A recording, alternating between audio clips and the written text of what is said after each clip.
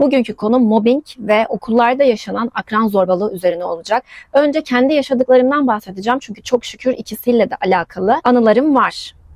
Önce onlardan bahsedeceğim. Daha sonra bu konularla alakalı 2 tane çalışma okumuştum. Bu çalışmalardan öğrendiklerimi sizlere anlatacağım. Mobbinge son iş yerimde maruz kaldım. Kurumsal bir yerde çalışıyordum ama en başta söylemem gerekiyor ki bu mobbingin kurumumla hiçbir alakası yoktu. Kurumum gayet bizlere değer veren bir kurumdu. Kurumumdan çok memnundum. Onunla alakalı değil. Bu sadece bir kişiyle alakalı ve yaşadığım ciddi bir mobbingten bahsedeceğim. Zaten anlattıklarımdan sonra siz eminim hak vereceksinizdir. Bu konuda yorumlarınızı da merak ediyorum. Ne düşünüyorsunuz? Daha sonra ise yine geçmişte yaşadığım, lise zamanında yaşadığım zorbalıklardan bahsedeceğim size. Çalıştığım yer insanlara hizmet veren, psikolojik sağlık ve fizik tedavi hizmeti veren kurumsal bir yer. Türkiye'nin belli bölgelerinde de var. 2021 Kasım ayında başlamıştım ve 2025'in bir kısmına kadar burada çalıştım. Yani yaklaşık 3,5-4 seneye yakın burada çalışıyordum. Burada çalışma süremi 2'ye böleceğim. Depremden önceki çalışma şeklim ve depremden sonraki çalışma şeklim diye. Birazcık çalışma şeklimden bahsetmem gerekiyor. Çünkü yapılan mobbingi daha iyi anlamanız için bunları da anlatmam gerekiyor. Depremden önce zaten sabit bir ofisimiz vardı. Danışan diyorduk. Danışanlar kendileri geliyordu. Depremden sonra ise sahaya evrilmişti. Yani biz konteyner kentlere, ilçelere gidebiliyorduk ve orada yerinde mobil bir şekilde hizmet veriyorduk. Depremden önce dediğim gibi hiçbir sıkıntı yoktu. Zaten bu bahsedeceğim kişi benimle aynı pozisyondaydı. Depremden sonra ise bu kişi benim bölümümün sorumlusu oldu. Genel bir sorumluluk değil. Bizim çalıştığımız yerde her birimin kendi meslektaşı onun bir üst konumuna geçiyor ve çok böyle katmanlı işler yaptığımız için mail üzerinden haberleşmedir. Bazen cihaz teslim ediyorduk, onların toparlanmasıdır. Yani bir koordine eden bir kişi olarak düşünün bu kişiyi. O pozisyona geldikten sonra yavaş yavaş bir şeyler değişmeye başladı. Yani bu anlatacağım mobbing süresi 2023'ün yaz ayından, 2023'ün Nisan-Mayıs ayından 2025'in başına kadar artarak son olarak dozunu bayağı arttırmış bir şekilde ilerledi.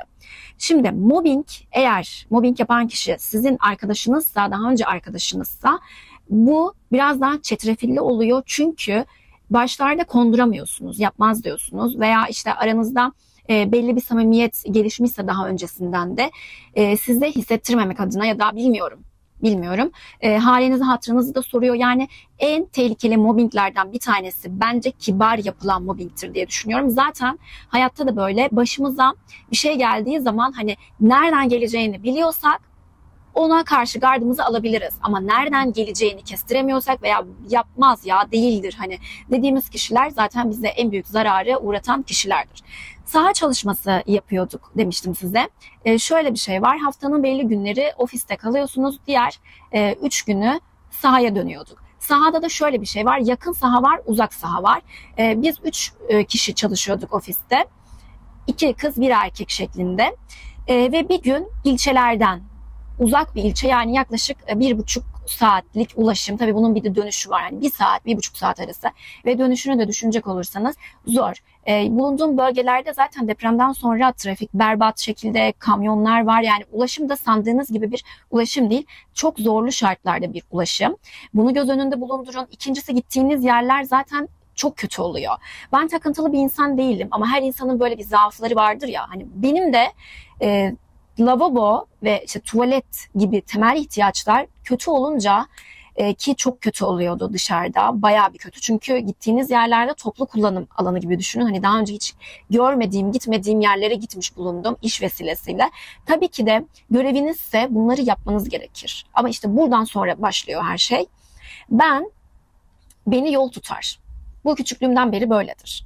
O yüzden daha çok şehir içinde, küçük bir şehirde yaşadığım için de ulaşım genellikle kolay olurdu. Depremden önceden bahsediyorum.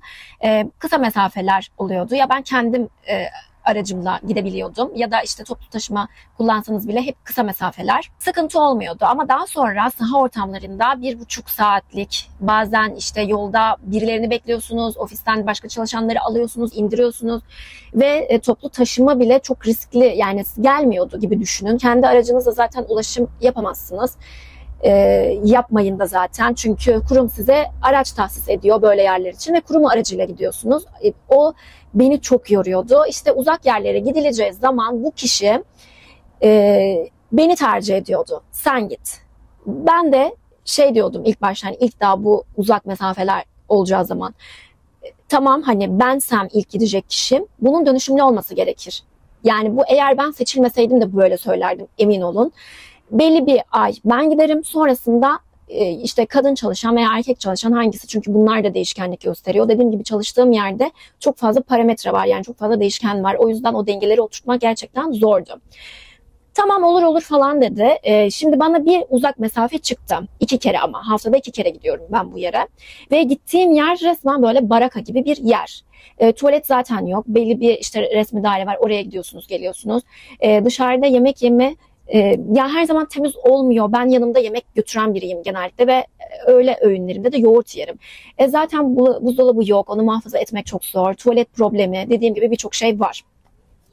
Bir şekilde böyle gitti bu iş. Ama ara ara ben şey diyordum, yani değişsin artık, çünkü 7 ay oldu, yani 7 ay bence yeterli bir süre. 7 ay gittim geldim ve artık iyice problemlerim başladı. Yani midem bulanıyor, midem bulanıp başıma vuruyor, baş ağrısı yaşıyorum, mide bulantısı yaşıyorum, sağlık problemlerim de arttı. Bunu söylüyordum, beni geçiştiriyor. İşte diğer kişi de diyor evlere gidiyor. O daha zor, ama şehir içinde bu gitti, o kişi gidiyor dediği kişi şehir içinde gidiyordu falan, bahaneler üretiyor bana. Sonra başka bir yer daha eklendi buna, başka bir ilçe daha eklendi. Bu böyle bir mobbing zaten hali hazırda var. Hani söylüyorum, ciddiye alınmıyorum. Sağlığımdan bahsediyorum. Şöyle bir, hani seni böyle pohpohluyor. Arkadaşın gibi olduğu için hem çok konduramıyorsun, hem yani belli bir disiplin belli bir disiplinin altına girebilen biriyim ben. Hani daha düzenli, disiplinli çalışırım. Her zaman böyleydim. Çok fazla düzeni de bozmak istemiyorsun. Kendinden çok veriyorsun ve bu bir hata. Sonlara doğru yapılan hatalardan da bahsedeceğim. Kendi yaptığım hatalardan bahsedeceğim. Bu ayrı bir şey. Başka şekilde mesela işinizi erken bitiriyorsunuz falan. Bir iş yükü ekliyor. Kendi yapması gereken işleri başkalarına paylaştırıyor. Ne hikmetse bana çok fazla iş düşüyordu. Ne gibi? Biz sadece hasta almıyorduk. Hasta alıyorsun, o hastaların sisteme girişleri var. Bunlar bazen çok uzun sürebiliyor. Bir kere bunları küçümsüyordu. Ne var? Bunlar çok hızlı biter. Çok basit. Küçümseme var. Saha çalışmasından, eksikliklerden bahsettiğimiz zaman küçümseme. Ben bunları yaparım. Ben de sahada çalıştım zaten. Bu işleri bilmiyor muyum dediği şey. Depremden sonra belki birkaç ay sahaya çıktı. Sonra zaten sorumlu pozisyonuna yükseldiği için sürekli ofisteydi. Yani sahaya çıkmıyordu. Dediğim gibi ıvır zıvır, işte bilgisayar işleri, yazı işleri, bu tarz zorlu işler olduğu zaman bana veriliyordu. Biraz itiraz ettiğim zaman işte yalandan bölüştürülüyor gibi falan oluyordu, ama çoğunlukla kendi üstümde bunu bariz bir şekilde görüyordum. Başkaları da görüyordu, ama herkes benim gibi veya işte değil. Yani hani bana pek bir dokunmuyorsa insanlar diyor, karışmak kesinlikle istemiyorlar. Kötü olmak istemiyorlar. Onları da şöyle bir yere kadar anlayabilirim. Zaten onlar ayarlamıyor, onlara güzel bir şey geliyor, o da kabul ediyor diye bir yerden anlayabiliriz bu işi. Dediğim gibi ağır zorlu işler bana veriliyor. Yaptığınız iş küçümseniyor. İşte gün içerisinde aranıyorsunuz. Bir de zaten artık böyle fobim olmuştu. Ekran aradığı zaman nasıl ayarlamışsa, hani direkt böyle kabak gibi fotoğrafı da çıkıyordu telefonda. Ve artık o bende hani böyle bir şey olmuştu. Hani panik yaratıyordu bende.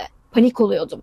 Ki ben bu kişiye hani lafımı da esirgemeyen de biriydim. Hani ona rağmen size böyle suçluyor gibi konuşmaları, alttan küçümsüyor gibi tavırları, bunu tahmin edebilirsiniz. Böyle insanlarla eminim karşılaşmışsınızdır. Veya sahada işiniz erken bitiyor diyelim. Bazı insanlar sahada yemeğini yiyebilir, dinlenmesini orada harcarken ben ofis ortamına, daha güvenli ve sağlıklı bir ortama geleyim diye işimi bitirince ofise geliyordum. Hemen şöyle saatine bakardı.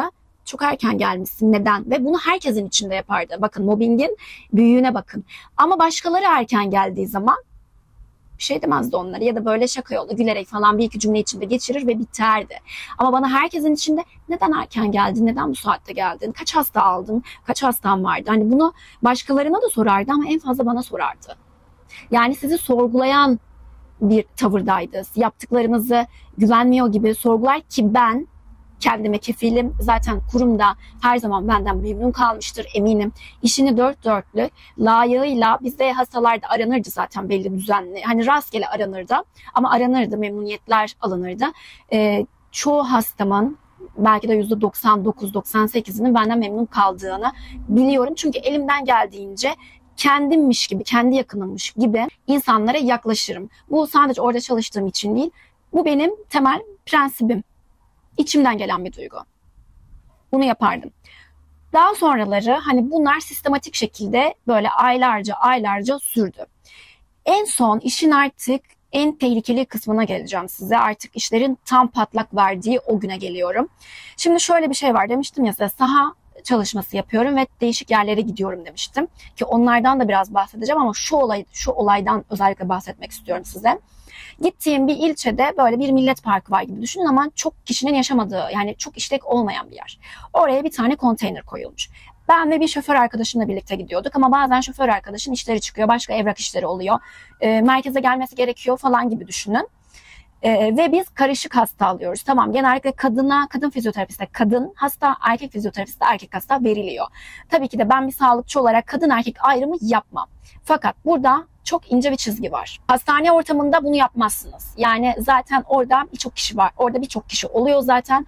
Hem siz güvendesiniz hem hasta güvende, cinsiyet ayrımı yapılmaz. Ama saha çalışması gibi durumlarda risklidir. Dediğim gibi düşünün, böyle bir koca bir parkın çok da işlek olmayan bir yer olduğunu düşünün. Bir konteyner ortasında.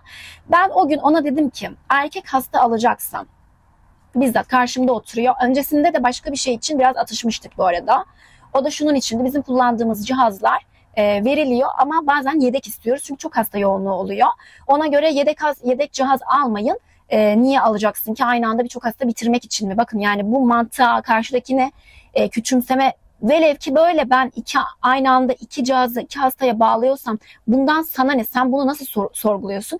Ki kendisine mesela yedek bir cihaz çantasında boş boş dururdu onun. Ve onun neden senin çantanda boş boş duruyor? O cihaz artık çok böyle hani sinirlendiğim bir noktada bunu dedim. Üzerine bu olay yaşandı. Dedim ki ona, siz de burada hakem olun.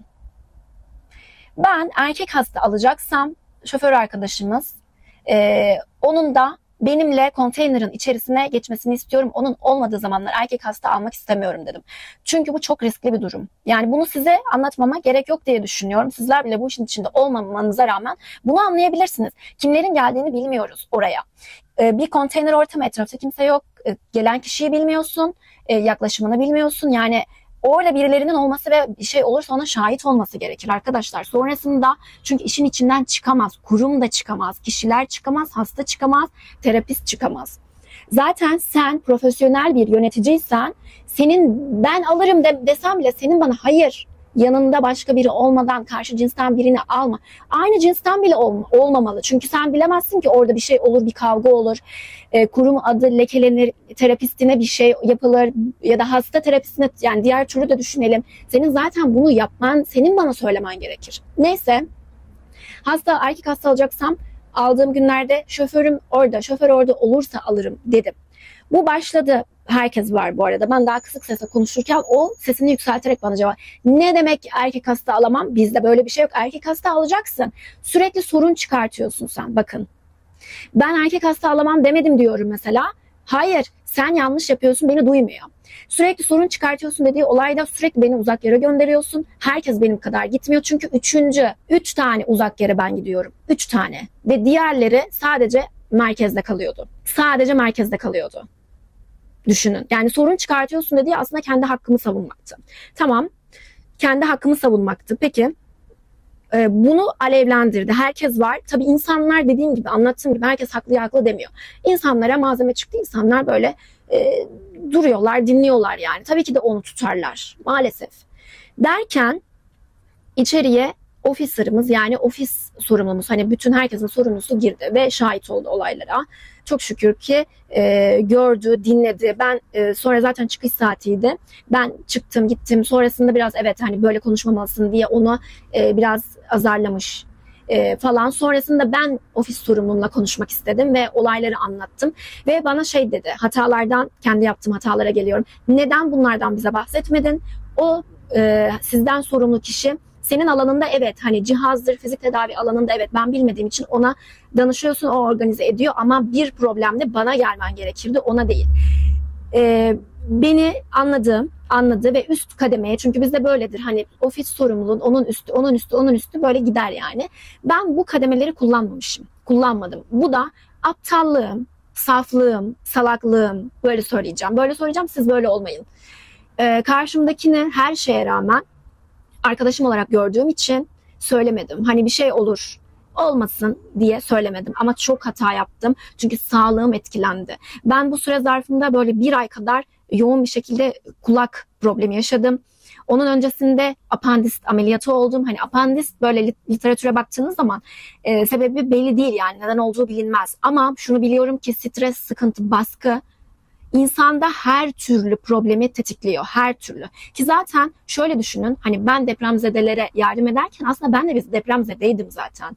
Yani o sokaklara, o saha çalışmalarına çıkarken, insanların konteynerlerine girip çıkarken, yollardan geçerken, enkazların arasında zaten ben depremzedeydim. Ve bütün travmalarım zaten tetikleniyordu. Şu an hala bazı travma sonrası stres bozuklukları, durumlarını yaşıyorum. Bazen evham veya olumsuz düşünceler içerisine giriyorum. Ben buna rağmen işimi layığıyla yapmaya çalışan biriydim. Ve o olayda, o gün dedim ki, o zaman dedim. Çünkü bazen yöneticilerin de size böyle bir tavırlı olduğunu hissediyorsunuz. Dedim. Demek ki bu bana hani ben erkek hasta alamam demiyorum. Sadece yanımda birilerinin olmasını istiyorum o.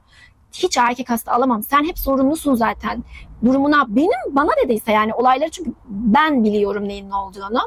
Bana dediyse arkamdan yöneticilere ve başkalarına zaten kötülemiştir beni. Olmayan bir şeyleri söylemiştir. İnsanların tutumlarının bazen değişmesinin de sebebi budur diye bana dank etti. Hatam bu, kesinlikle üst mercilere, bir üstünüze aktarmalıydınız. Bir üst çözemezse onun bir üstüne, işte maille, insan kaynaklarıyla, düzgün iletişimle gerçekten yaşadığınız problemi tamamen böyle agresifleşerek, bağırarak, çağırarak değil de daha soğukkanlılığınızı koruyarak aktarmanız, anlatmanız gerekir. Sonrasında ne oldu? Şöyle anlatayım size. Sonrasında o kişinin şansı mıdır, benim şanssızlığım mıdır, şansım mıdır? Çünkü o kadar sıkıntılı bir evreye düşmüştüm ki artık son zamanlarda. Yani böyle dua ediyordum. Diyordum ki Allah'ım, yani ben istifa etsem tazminatımı alamayacağım. Bir yandan çalışmak istiyorum. Çünkü çok seviyordum ben. Yani depremden sonra bir ay kadar sağlık problemlerimiz sebebiyle şehir dışındaydık.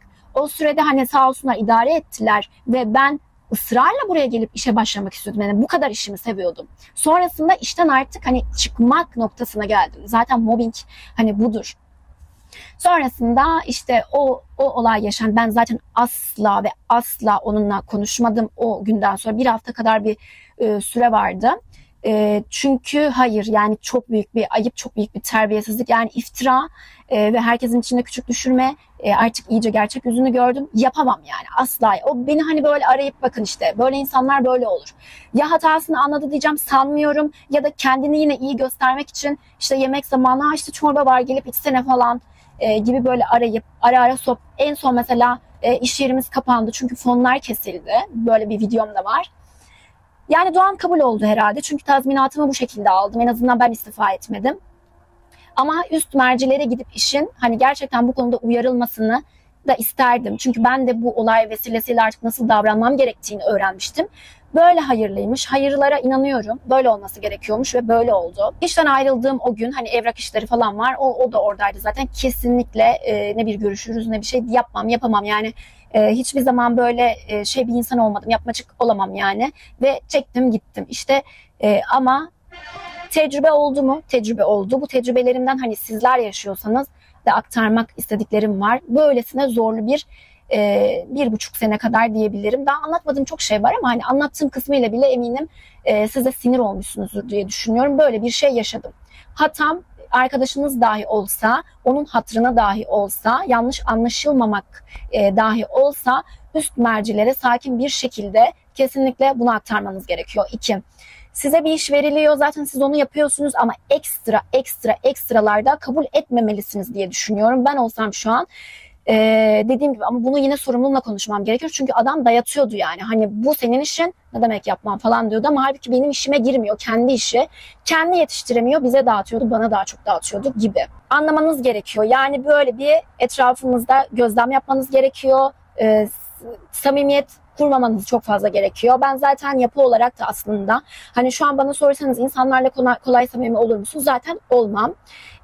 Bir sonraki şimdi anlatacağım böyle çocuk zorbalıklarından da böyle dersimi aldığım üzere samimi olmayın arkadaşlar. Onlar sizin iş arkadaşınız, iş arkadaşı olarak kalsınlar aslında. En son mesela böyle gerçekten şu an böyle her şeyini yani samimi bir şekilde konuşabildiğin en son 2021'de yine bu iş yerinde güzel arkadaşlıklarım da oldu kesinlikle. Hala konuşuyorum ve çok seviyorum. Onlar var zaten. Ama kesinlikle hakkınızı arayın. Biliyorum bazı durumlarda çok sıkıntılı oluyor. Kurum beni anlamayabilirdi. Yöneticim beni haksız bulabilirdi. Ve size işte okuduğum bu çalışmadan bahsedeceğim. Bu okuduğum çalışma mobbingi 3'e ayırmış. Bir düşey mobbing, yani benim yaşadığım, üstünüzün size uyguladığı. 2 yatay mobbing. Yatay mobbing de çok fazla oluyor bence. Sizinle aynı pozisyonda olan insanların size yaptıkları zorbalıklar. 2 çok daha az gözüken dikey mobbing, yani daha alt pozisyonlarda olan insanların yöneticilerine karşı yaptıkları mobbing şekliymiş. Benim yaşadığım zaten düşey mobbing, düşeyle yatay arasında diyelim. Çünkü sonradan öğrendiğim üzere bana yöneticim o size böyle gösteriyor olabilir ama o senin sorumluluğun, hani bu kadar senin üzerinde bir hakimiyet kuramaz. Keşke anlatsaydın, bizimle paylaşsaydın demişti. Sonrasında mobbingte 6 aşama saymışlar. Ben kendimden de yola çıkarak onları okurken kendimi konumlandırdım. Birincisi kişinin kendine bir kurban seçmesi. Böyle gözünü kestiriyor. Ben bunu gözüme kestirdim, ben bununla uğraşayım dediği aşama. İkincisi kurban daha böyle adlandıramıyor. Yani ne oluyor hani dediği nokta, daha böyle psikosomatik problemler, yani fiziksel ve psikolojik problemler daha ortaya çıkmamış burada da. Üçüncüsü psikosomatik problemlerin ortaya çıktığı, kişinin artık sağlığının etkilendiği aşama. Ben bu aşamaya kadar geldim.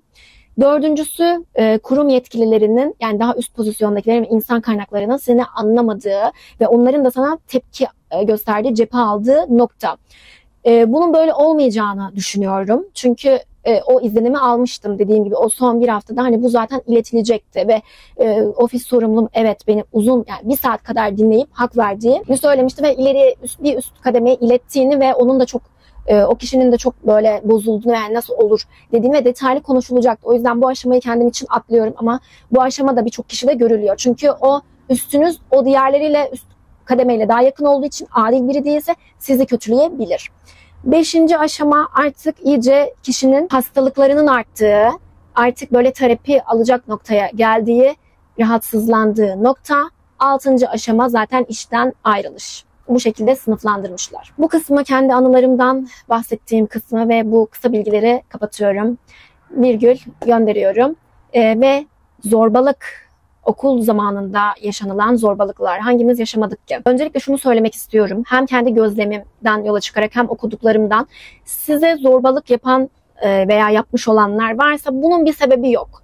Onlar saf kötü oldukları için ve bence yine okuduklarımdan ve kendi bana yapan kişileri gözümün önüne getirdiğim zaman psikopat beynine sahip olan insanlar olduğunu düşünüyorum. Yani konunun sizinle alakası yok. Konu şanssızlık eseri veya belki sizin kişisel özelliklerinizden dolayı, onlardan da bahsedeceğim. Sizi kurban seçmeleri bir şekilde, ama konu onlarla alakalı. Çünkü bu insanlar özgüvenli, okuduğum çalışmaya göre ve kendi tecrübelerime göre özgüvenli oluyorlar. Empati yetenekleri yok. Yani karşıdaki insanla bir duygudaşlık yapmıyorlar. Zaten öyle olur. Çünkü karşıdaki kişiye sen her türlü eziyeti yapıyorsun. Onu her türlü zorbalıyorsun. Onun ne hissettiği hiç önemli değil. Hatta bundan keyif alıyorsun. Bu psikopat beynine giriyor. Böyle bir videom da vardı. İzleyebilirsiniz. Yani aile ilişkileri çok iyi insanlar olmuyorlar gibi bir şey de okumuştum. Kız çocuğu ve erkek çocuğu arasında erkek çocukları fiziksel mobbinge daha çok maruz kalıp daha çok uyguluyorlar. Kız çocuklarında ise sözel yıldırmadır, işte sözel hakaret, dedikodu yayma gibi şeyler daha fazla oluyor. Şimdi dediğim gibi siz mobbinge uğruyorsanız veya uğramışsanız konunun sizinle hiçbir alakası yok. Kendinizi suçlamayı bırakın.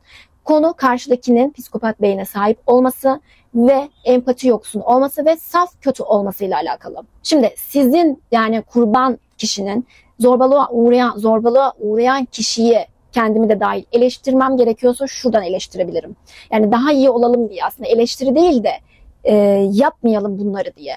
daha düşük özgüvenli, daha çekingen. Şimdi ben böyle konuşuyorum ama daha küçükken daha çekingen bir insandım. Hani bu zamanla, üniversite zamanında veya işte daha sonradan hani böyle insanlarla karşılaşa daha böyle aktif oluyorsunuz. Daha işte iletişim beceriniz gelişiyor. Aslında bir şeyde vesile oluyorlar. Ama çekingen insanlar daha çok zorbalığa uğruyor. Daha sessiz, daha pasif kalan. O yüzden genellikle bütün videolarımda size konuşun, anlatın, kendinizi ifade edin diyorum. Okul, hani ders anlamda daha başarılı olan kişiler oluyor bunlar.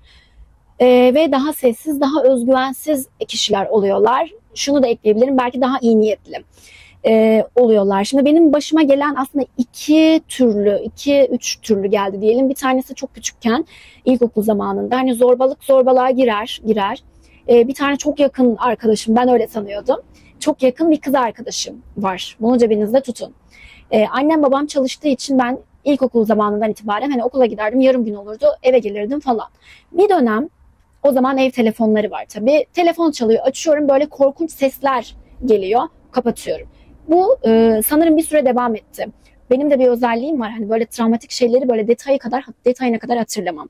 Demek ki beynimin bir savunma mekanizması bu bence. Ve bu bir süre devam etti. İşte ailem öğrendi falan. Onlar bir şekilde işte herhalde bir sistem var. Bilmiyorum, PTT'ye mi yazıyorlar ya da bir karakolluk bir şey mi, hani istemişler kim bu diye. Bana bunu hiç söylemediler. Ben bunu hiç bilmiyordum. Telefonlar zaten bir süre sonra kesildi. Meğer beni korkutan ve arayan kişi benim en yakın arkadaşım sandığım kişiymiş. Bana bunu çok sonradan söylediler. Sebebi ise hani ailesini de tanıyorlardı. Hani kötü olmayın diye hani söylememişler kendilerince. Böyle uygun görmüşler, söylememişler. Bu kişinin karakteri de sonra tabii konuşmayı sonradan hani liseye geçtik, ayrı liselere gittik falan. Acayip hırslı bir kız.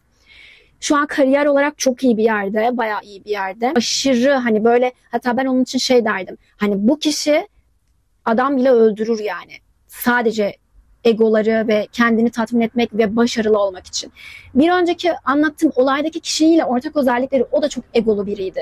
O da hani bencildi, benim dediğim olsun. Belki hani ya hala aptallık ediyorum. Hani böyle çok kötü bir insan belki değildi diyeceğim ama çok egolu bir insandı ve karşıdaki kişi hani sizin böyle hatanızı yüzüne vuran kişiydi. Yani hata yapıyorsun arkadaş sen burada. Yani bu yaptığın doğru değil dediğim için bence beni çok gözüne kestirmişti. Çünkü diğerleri böyle onu daha pohpohlayan, hani işte ağamsın paşamsın gibilerinden tiplerdi diyelim.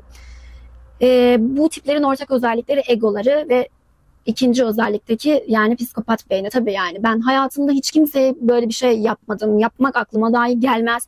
Kimseye bir zorbalık yapmadım. Bana kötülük yapanlara da dahil olmak üzere. En fazla yaptığım konuşmayı, iletişimi kesmektir. Yine yakın bir kız arkadaşım da, yakındı yani o da. Onun da daha sonra bana böyle zorbalıkları, beni sevmeyen insanlarla arkadaşlıkları, yani bilmiyorum ne istediler benden. Hani çok da böyle etliye sütlüye karışmayan bir tiptim. Bilemiyorum neden bunu yaptılar. Üçüncüsü, 3 tane kız vardı. Bir tanesi şeydir hani, bilirsiniz böyle. Diğerleri ne derse tamam falan diyen böyle bir tip vardır yani, hiç böyle kendi karakteri, kişiliği yoktur, sorgulamaz.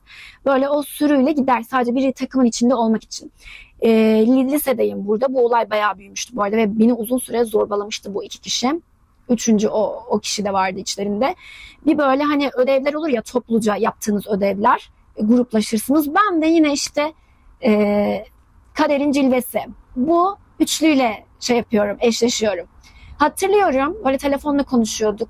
Ev telefonu yine. Hani ne olacak, ne bitecek falan. Bunlar kendileri hep seçmek, kendilerinin dedikleri olsun istemişlerdi. Ben de şey diyorum yani, hayır böyle olmasın, şöyle olsun. Hani benim de söz hakkım var sonuçta. Bunlar bana o konudan kafayı taktılar bir güzel. Bayağı beni zorbalıyorlar. Görünce böyle hakaret ediyorlar. Dediğim gibi ben çok fazla hatırlamıyorum ama çok zorbalandığımı hatırlıyorum. Sebep de bu. Yani böyle bir sebeple. Ve kötü insanlardı yani. Onlar da çok kötü insanlardı. Şu an onların ne oldu onları hiç bilmiyorum. Burada okul zorbalıklarında öğretmenlere ve idarecilere çok iş düşüyor. Bir kere sen öğretmen olarak bir öğrencini herkesin içinde azarlıyorsan zaten sen o zorbaya yöntem göstermiş oluyorsun. Böyle şimdiki öğretmenler azarlıyor mu bilmiyorum. Devir değişmiş de olabilir. Belki azarlamıyorlardır. Veya sana öğrencin bir şey gelip hani ben onlara da hiç şikayet etmemiştim mesela. Hani artık bayağı bana böyle fiziksel bir noktaya geldikleri zaman artık olay çok büyümüş. Hani böyle disipline falan gitmiştik, öyle hatırlıyorum. Sonra bir şekilde zaten son senem miydi? Sondan bir önceki lise 3 müydü falan, öyle bir şeylerdi. Yani sizi anlayan bir öğretmen olursa ya da öyle olmalılar zaten veya müdür, yani durumu bir anlamalı. Neden? Ne oluyor burada? Nasıl yapılıyor? Bunun önünü kesmek öğretmenin işi, idarecilerin işi. Ve bu insanlar kişinin özgüvenini çok düşürür. Kişinin akademik başarısını çok etkiler. İçine kapanık yapar ya. Kişileri inanılmaz bunalımlara sokabilir. Çok riskli, çok tehlikeli. Ailenize anlatın. Ben aileme anlatmış mıydım bilmiyorum. Ailenize anlatın. Destek isteyeceksiniz. Öğretmenlerinize anlatın. Yine doğru bir iletişim. Gerçekten düzgün, akıcı, kendinizi doğru ifade edebilecek bir iletişim şekliyle. Birinden yardım istediğiniz zaman eminim ki o samimiyet oraya geçecek ve size yardım edecektir. O yüzden kesinlikle sinmeyin, içinize kapanmayın. Şikayetinizi yapın. Kesinlikle yapın. Sessiz kalmayın. Konunun sizinle alakalı olmadığını zaten söylemiştim.